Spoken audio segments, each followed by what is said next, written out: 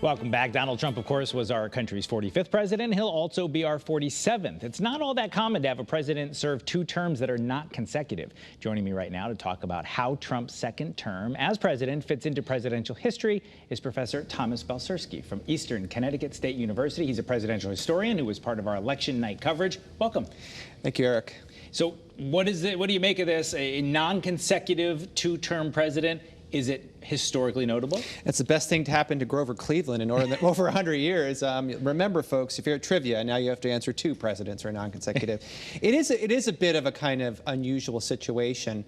Other presidents have tried to come back and run again. None have been successful except for, of course, Grover Cleveland. What makes the Trump situation so interesting, too, is that he was facing a different challenger in the re-election campaign, not the case in the Grover Cleveland example. So this really is even different in terms of its historical significance and resonance. It really is unique. Obviously, so we have Grover Cleveland, now Donald Trump, but where does this kind of fall in the presidential history spectrum? It's notable, but is it a big deal? Oh, absolutely. I mean, of course, we like to think every presidential election is important, and for those living through it in the moment, it feels that way. In the sense of the historic nature of Donald Trump's victory, I've been looking at the Electoral College results. The votes still are counted, but so far, he seems to have an Electoral College victory that will surpass his 2016 victory, and he will likely win the popular vote when all the votes are counted, it seems. With all that being said, that puts him on track to be the first Republican candidate to win the Electoral College and the popular vote since George W. Bush. Now, Bush was an incumbent, so that was a re-election campaign, and so I began thinking this really looks a lot more like almost an incumbent trying to win a second term. And given that Trump was in our sort of media landscape, on our mind these last 4 years, it almost feels like an incumbent's advantage. And maybe that's something to do sort of with the modern times, that he still had that big megaphone even though he wasn't at the White House podium. Does that change things a little? I think so. I mean, his embrace of social media and Twitter in his first election and his carving out of his own media spaces in this election certainly gave him a platform that is really different than past presidential elections and also past tries by presidents. He had a media spotlight on him from really the day he left office until now. One thing that is notable also about this election was the late entrance of Vice President Kamala Harris. Is that something that played a factor in your role as a historian? Well, looking at it for sure. I mean, this is also extremely rare to see a president step aside. It's only really happened once before in our modern times. That goes back to Lyndon Johnson in 1968. With LBJ, when he stepped aside, there was a primary happening.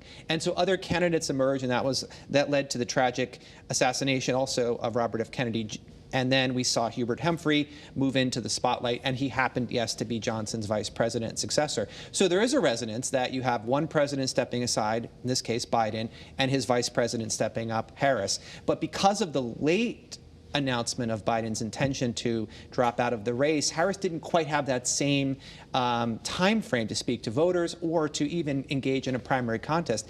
It was potentially a weakness that she did not have that primary seasoning experience as other candidates had in the past, but also another rare situation.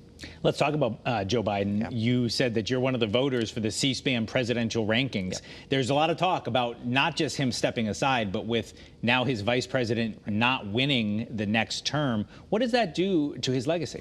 Well, more than Kamala Harris's name was on the ballot, in reality, it was also Joe Biden's legacy. History will definitely judge Joe Biden for both his decision to drop out of the race when he did, and ultimately this election will play into how his administration's legacy will look. It is difficult to know right now. There's still time in office for him, of course. But as of now, I think Democrats, as they begin to look at themselves and look at what went wrong, what I think is emerging and what I have felt as well is that Biden's decision to drop out as late as he did hurt the campaign and thus hurt Kamala Harris. Again, his legacy will be defined by more than that. But for now, this is definitely a blow, I think, to Joe Biden's long-term durability as a president who had wisdom and foresight for the future. Obviously, with every election, the rankings can change, Yeah. but is it that Joe Biden is likely to be towards the bottom half or worse? It's really hard to say. I mean, It's based on different criteria, and it will stack him up against other presidents historically. But in terms of his ability to shape the future, which is definitely one of the categories, this was it. His supporting of Vice President Harris, his wanting to see her carry on the legacy. With Trump having such a resounding victory, I think it both brings down Biden's place in history and actually elevates Donald Trump as well. Well, that's what I was just going to ask you. So what do we watch for moving into the second Trump term as far as his place in history? It's so hard. Again, I mean, I wouldn't want to be saying for sure that we can judge even his first term versus his second. Things have changed. The Congress will change as well. And the composition of our society has changed a bit in the last 8 years. So I think it's going to be a different second term, and I think his second term will likely thus seal the legacy of his overall presidency.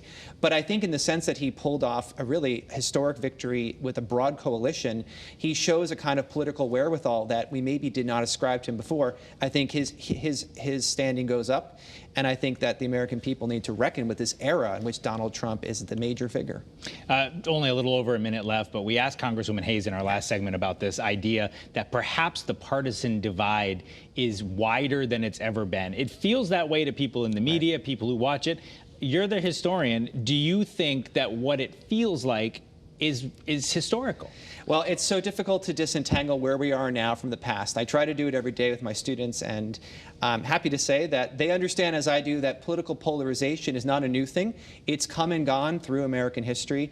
It certainly is right now something that feels newer because living memory takes us back, say, to the last 50 years for most people, and for some longer. There was a period of kind of broad consensus of bipartisanship. That idea was relevant to both parties for so many of the administrations, and we saw presidents very likely conceding elections when they lost. We saw presidents sort of accepting and working together. Donald Trump disrupted that. And I think that's the disruption that we're still living with. I was actually pleased to see Vice President Harris's concession speech. I think it's a step in the right direction. And until the nation does unify, I think polarization is here to stay. All right, well, super interesting stuff, and we'll be watching for those new presidential rankings and hopefully have you back to talk more history. Thomas Balcerski, thank you so much for being with us.